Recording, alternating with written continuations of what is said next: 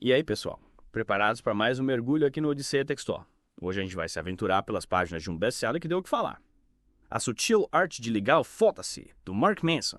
Esse livro é polêmico, né? Eu ouvi muita gente comentando. Ele divide opiniões, mas é impossível negar que ele nos faz pensar, né?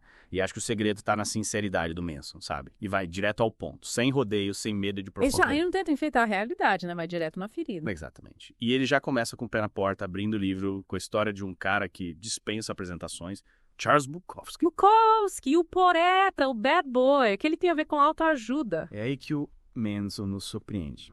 Ele usa a trajetória do Bukowski, com todas as suas imperfeições, para ilustrar a ideia central do livro. Nem entende. Parece até um conselho meio pessimista, né? Pode parecer à primeira vista. Mas calma. E ele não tá dizendo pra gente desistir de tudo e virarmos niilistas. A sacada é questionar essa busca incessante pela felicidade, essa pressão por ser especial o tempo todo. Entendi. Essa cobrança por ser o melhor, em tudo realmente cansa, né? É um padrão inalcançável, a gente já fala isso por ano. Totalmente. A gente expende expectativas irreais e se frustra. O Manson propõe algo diferente. Aceitar os nossos limites, entender que a vida tem altos e baixos e focar no que realmente importa. Faz sentido, é sobre encontrar um equilíbrio, né? Aceitar as coisas como elas são. É isso.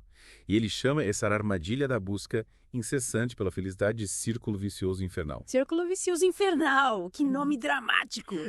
Mas é bem isso, sabe? A gente fica preso num looping de autocrítica, remoendo erros do passado, e isso só piora as coisas. Já se pegou nesse ciclo.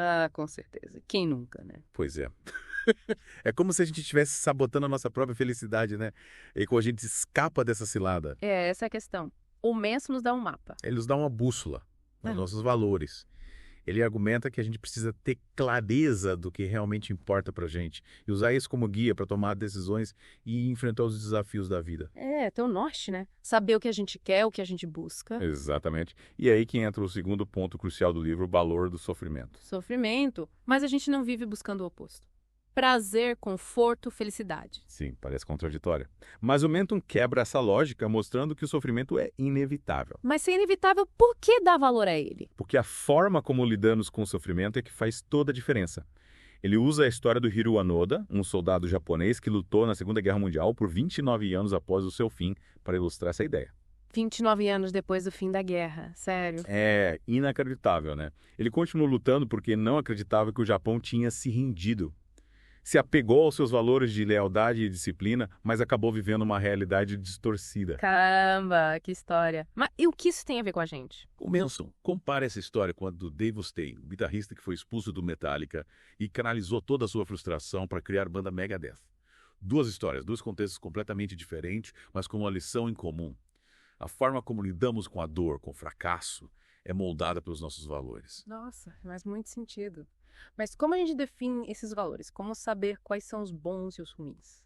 Essa é a grande questão. E aí que entra o terceiro ponto do livro. Você está sempre fazendo escolhas. Escolhas. Mas a gente não é refém das circunstâncias. A gente pode até não ter controle sobre tudo que acontece na vida, mas a gente sempre pode escolher como reagir, como interpretar os acontecimentos, que tipo de significados a gente dá para eles. É como se a gente fosse o autor da nossa própria história, né? Exatamente. O Manson usa um exemplo bem pessoal para ilustrar isso. Um término de relacionamento doloroso. Ele podia ter se deixado levar pela tristeza, pela culpa, pela raiva, mas escolheu focar na recuperação e seguir em frente. Ele escolheu como lidar com a situação, né? Isso. Ele assumiu o controle da situação, em vez de se colocar no papel de vítima. Não adianta ficar se lamentando, procurando culpados. A gente precisa assumir a responsabilidade. Exatamente. E essa ideia se conecta com outro conceito do livro, a injustiça chique. Injustiça chique. O que seria isso? É essa tendência que a gente tem de se vitimizar, de colocar a culpa nos outros pelos nossos problemas, em vez de assumir a responsabilidade pelas nossas escolhas. E o Manson critica isso, dizendo que essa postura impede a gente de crescer, de evoluir. A gente fica parado no tempo, né? Se lamentando. E aí, você já se pegou caindo nessa armadilha da injustiça chique. Quem nunca, né? É tão fácil colocar a culpa nos outros. Mas o Manson nos convida a fazer o contrário. Olhar para dentro, questionar nossas crenças, nossos padrões de comportamento e buscar uma postura mais humilde e proativa diante da vida. Assumir as rédeas da nossa própria vida, né? Exatamente. E essa postura humilde, esse desapego ao ego, nos leva a um dos pontos mais polêmicos do livro. A ideia de que fracassar é seguir em frente. Peraí, fracassar é seguir em frente. Como assim? Fracasso não é o oposto de sucesso. O Manson quebra esse paradigma, mostrando que o fracasso é parte essencial do processo de aprendizado e crescimento. E deu o exemplo de Picasso, que nunca se acomodou com sucesso. Estava sempre desafiando, experimentando coisas novas, sem medo de errar. Então, o fracasso pode ser um trampolim. Exatamente. Para Picasso, o fracasso era um combustível para sua criatividade. E o Manson nos desafia a adotar essa mentalidade, encarar o erro como oportunidade de aprendizado, um feedback valioso que nos impulsiona para frente. Tirar lições dos nossos erros, né? Isso. Ele nos convida a sair da inércia, da zona de conforto e colocar a mão na massa, mesmo com medo de errar. Ele chama isso de princípio do faça alguma coisa. Gostei desse princípio. É um empurrãozinho pra gente sair da estagnação. É isso aí. E essa coragem de agir, de errar, de se levantar e tentar de novo, nos prepara para o próximo capítulo da nossa jornada. A importância de dizer não. A importância de dizer não. Já falamos sobre isso, né?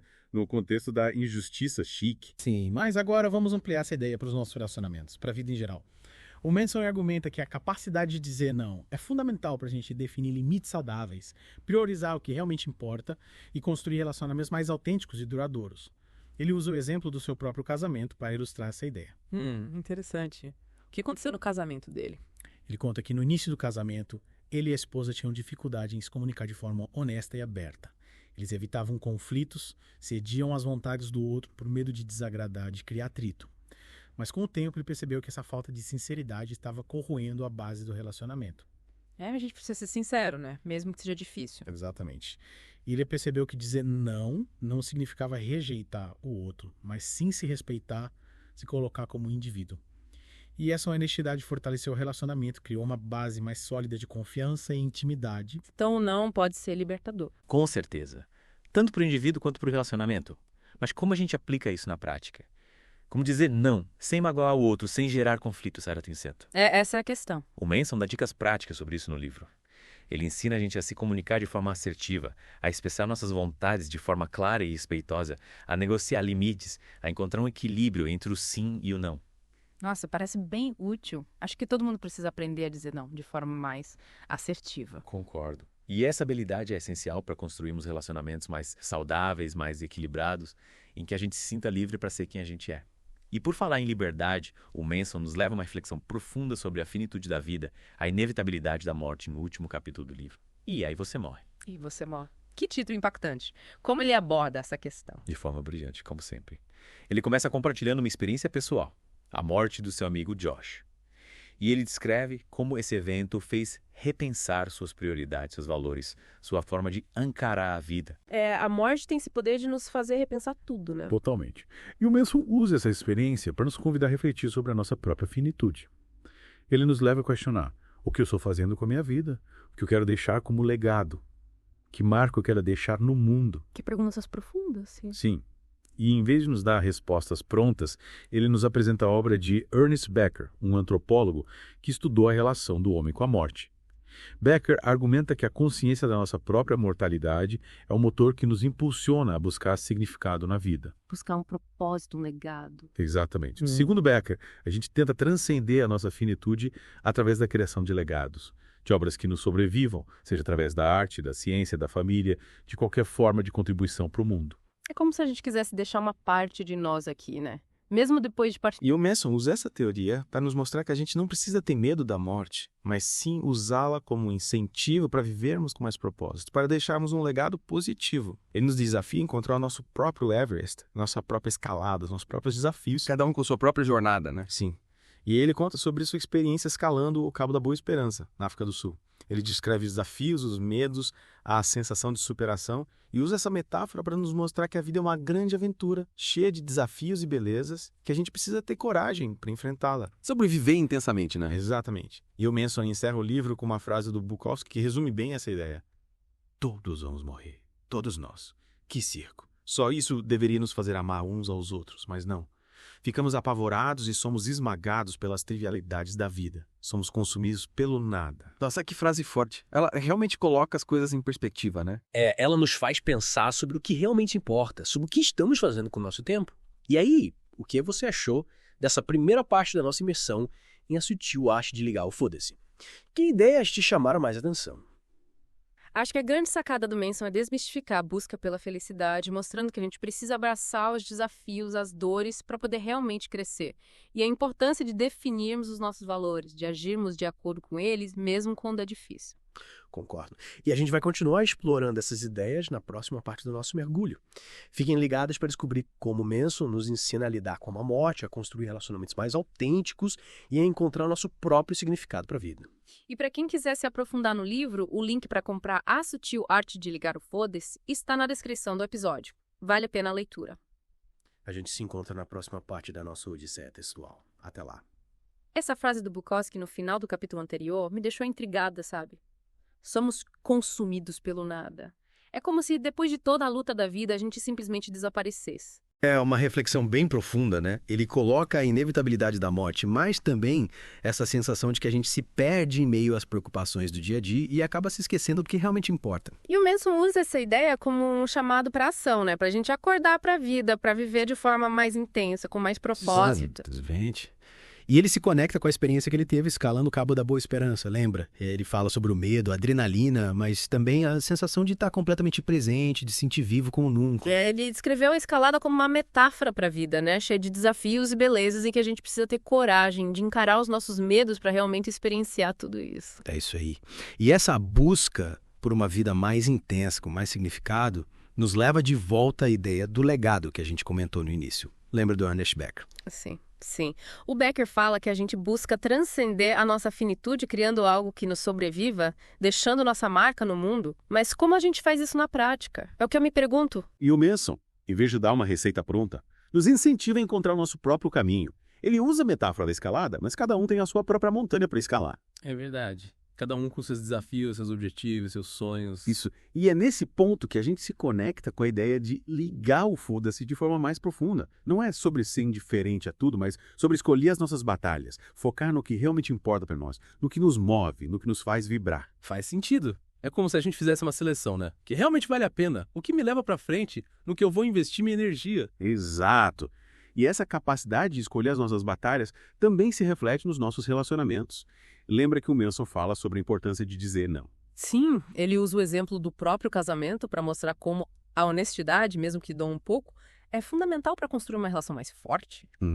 Ele percebeu que, por evitar conflitos e dizer sim para tudo, estava, na verdade, se distanciando da esposa e de si mesmo. Ele precisava se posicionar, expressar suas vontades, mesmo que isso gerasse algum atrito. E no fim das contas, essa honestidade, essa coragem de dizer não quando necessário, fortaleceu o relacionamento, né? Sim, ele e a esposa aprenderam a se comunicar de forma mais aberta, a negociar suas vontades e necessidades, a construir um relacionamento baseado em respeito e individualidade. E essa é uma lição importante para todos nós, seja nos relacionamentos amorosos, familiares ou profissionais. É verdade, a gente precisa se libertar dessa ideia de que dizer não é sinônimo de egoísmo. Muitas vezes é um ato de amor próprio, de respeito pelos nossos limites. E essa capacidade de dizer não nos ajuda a construir relações mais autênticas, mais saudáveis, em que a gente se sente livre para ser quem a gente é, sem máscaras ou jogos de poder. E essa liberdade, essa autenticidade, nos conecta com a ideia de legado de uma forma muito bonita, né? Porque a gente deixa de viver para agradar os outros e passa a focar no que realmente importa para nós, no que queremos construir, no que queremos deixar para o mundo. Exato. A gente para de se preocupar com a opinião dos outros e começa a se perguntar: o que eu quero deixar como legado? Qual a minha marca no mundo? O que eu posso fazer para tornar o mundo um lugar melhor? A gente muda o foco, né? Deixa de ser sobre aprovação externa e passa a ser sobre propósito. E essa busca por um legado, por um propósito maior, nos dá força para enfrentar os desafios da vida, para superar as dores e as perdas, para encontrar beleza e significado em cada momento. O que mais chamou a atenção nessa parte do livro, agora que a gente já conversou bastante sobre ela? Acho que o grande aprendizado é que a gente não precisa ter medo da morte, mas sim da vida não vivida. A morte é inevitável, mas a forma como a gente vive cada momento é uma escolha nossa. A gente tem um poder de escolher como vai usar o tempo que a gente tem, né? Exatamente. E essa escolha, essa responsabilidade, pode ser libertadora, porque nos dá o poder de criar a nossa própria história, de trilhar o nosso próprio caminho, de deixar nossa marca no mundo. E essa marca não precisa ser algo grandioso, né? Pode ser algo simples, mas que faça diferença na vida de alguém. É verdade. Pode ser um gesto de gentileza, uma palavra de conforto, qualquer coisa que inspire, que ilumine, que deixe um rastro de amor e esperança. E para você, ouvinte, o que fica dessa conversa? Que ideias ressoam com você? Quais são as suas montanhas? Quais são as suas fudas? A gente te convida a refletir sobre essas questões, a buscar o seu próprio caminho, a construir a sua própria história. E a gente se encontra na próxima parte da nossa odisseia textual para continuar explorando a sutil arte de ligar o foda-se. Até lá! Sabe, eu fiquei pensando aqui. A gente falou bastante sobre o círculo vicioso infernal, né? Mas e o círculo virtuoso, como a gente escapa daquele ciclo negativo e entra num positivo? Boa pergunta. O Manson fala sobre isso também, né? Ele coloca o círculo virtuoso como o oposto daquele outro. É como se a gente pudesse usar a consciência da morte, essa vontade de deixar um legado positivo, para alimentar um ciclo de crescimento e realização. É usar essa energia de forma construtiva, em vez de ficar preso na autocrítica. Exatamente. E essa busca por significado, por propósito, se conecta com a ideia de escolher os nossos valores, né? A gente deixa de se apegar a valores superficiais impostos pela sociedade e passa a buscar o que realmente ressoa com a gente. A gente define o nosso próprio norte, né? O que realmente importa pra gente. Isso. E esses valores autênticos se tornam a nossa bússola, guiando as nossas decisões, as nossas ações, a forma como a gente se relaciona com o mundo. E como a gente enxerga os desafios, né? Os erros, os fracassos. É verdade. A gente começa a enxergar o sofrimento, as dificuldades, não como algo a ser evitado a todo custo, mas como oportunidades de aprendizado, de crescimento. Lembra da história do Dave Mustaine? Ele transformou a dor da rejeição em combustível para criar a própria banda. É verdade. Ele usou a experiência negativa para se reinventar, para trilhar seu próprio caminho. E essa escolha, essa atitude proativa diante dos desafios, é o que o Manson chama de ligar o foda-se, no sentido mais profundo. É sobre ter a coragem de se levantar e seguir em frente, né? Mesmo quando a vida te coloca em situações difíceis. Exatamente. É sobre ter humildade de reconhecer que a gente não controla tudo, mas que a gente sempre pode escolher como reagir. Que tipo de significado a gente dá para as coisas. E essa capacidade de dar significado às nossas experiências, de encontrar beleza e aprendizado nas dificuldades, é o que nos permite construir um legado, né? Isso aí. Um legado que vai além da nossa existência física. É como se a gente plantasse sementes de amor, de gentileza, que continuariam a florescer mesmo depois da nossa partida. E essa é a beleza da vida, né? A gente pode não ter controle sobre o tempo que nos é dado, mas a gente pode escolher como usar esse tempo para fazer a diferença. E para você ouvinte, qual a mensagem que fica dessa nossa conversa? Que insights você leva para sua vida? O que você vai ligar ou foda-se a partir de hoje? Que valores você vai colocar no centro da sua bússola? Que legado você quer deixar para o mundo? A gente te convida a refletir sobre essas questões, a buscar o seu próprio caminho, a construir a sua própria história. E a gente encerra por aqui a nossa odisseia textual por a sutil arte de ligar o foda-se. Esperamos que essa conversa tenha te inspirado, te provocado a questionar, te dado ferramentas para viver uma vida mais autêntica e significativa. E para quem quiser se aprofundar no livro, o link para comprar está na descrição do episódio. Vale a pena a leitura. A gente se encontra na próxima aventura, explorando novos livros, novas ideias, novas formas de pensar e viver.